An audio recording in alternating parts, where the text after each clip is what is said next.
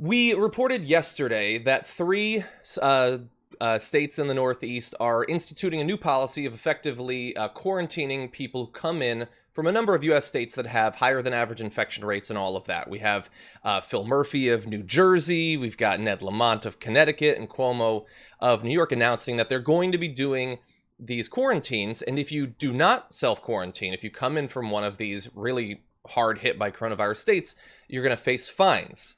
And so when Donald Trump announced that he needed to go to New Jersey, admittedly for the very important purposes of visiting his golf course in Bedminster, he announced, no, I'm not going to be doing that.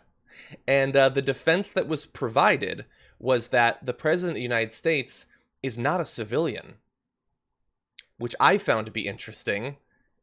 Because while he is commander-in-chief of the U.S. military, he's never been a member of the military, and we have prided ourselves for hundreds of years in America for having civilian control of the military. So suddenly it looks like it's not anymore. He has become an avatar of the military when it's convenient for the purposes of quarantines. Oh, well, when it's convenient for golf as well, because we know he's going there to be on official duty so that, he can swing and miss as he's done just about everything. But it just really speaks to his level of ignorance and indignance and how much he does not care for other people. The fact that he is going to parade through town, bringing in Secret Service and a bunch of other outsiders who, what we saw earlier this week, that he had, I think, like 8 people working with him on the Tulsa team, including 2 Secret Service who tested positive for CV-19. Yes. Come on. No, you're totally right. And I'm glad that you brought that up because we also found out in the last day that dozens of Secret Service agents are now being told to self-quarantine because they might have been exposed to all of these. Again, for a totally needless rally. Yep. About as needless as an extra round of golf, I would probably say. And the idea that Donald Trump doesn't feel bound by any of these restrictions or regulations or bits of advice, advisory notices, those sorts of things. We also, remember, we're just coming out of his Arizona rally, and they put out a statement about the fact that Donald Trump and his team and all of the rally attendees had broken local ordinance requiring the use of masks, which carries a fine. Judd Deere, the White House spokesman, said, with regard to Arizona, the White House followed its COVID mitigation plan to ensure the president did not come into contact with anyone who was symptomatic or had not been tested.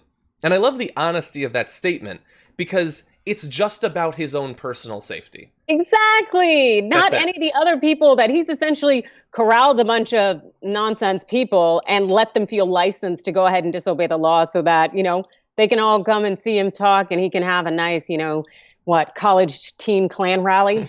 And we are never going to leave our houses again. I don't want to be here. I know and the issue is it's the irresponsibility of enough people that causes the crisis to continue. But really think about like if I did, I decide I'm sick of this quarantine, Adrian.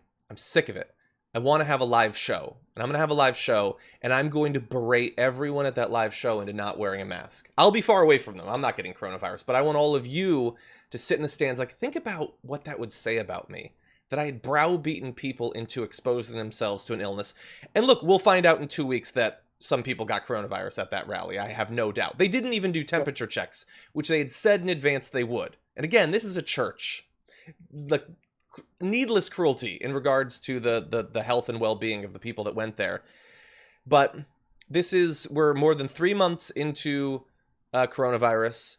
He's had various stances on the pandemic from the beginning. None of them have been productive. But now it's an outright aggression against virtually anything to protect against future loss of life. Oh, absolutely. And it just really speaks to the fact that we live in a society where certain people believe that the rules don't apply to them and they live accordingly. And how much it always ends up impacting the rest of us. And we are at a loss because those people are flagrant in their violations of the law. Man, this is so on par for who he is. And no, he will not hit par. Yeah. I like how you loop that back around to the Bedminster there. That's nice. Do what I can.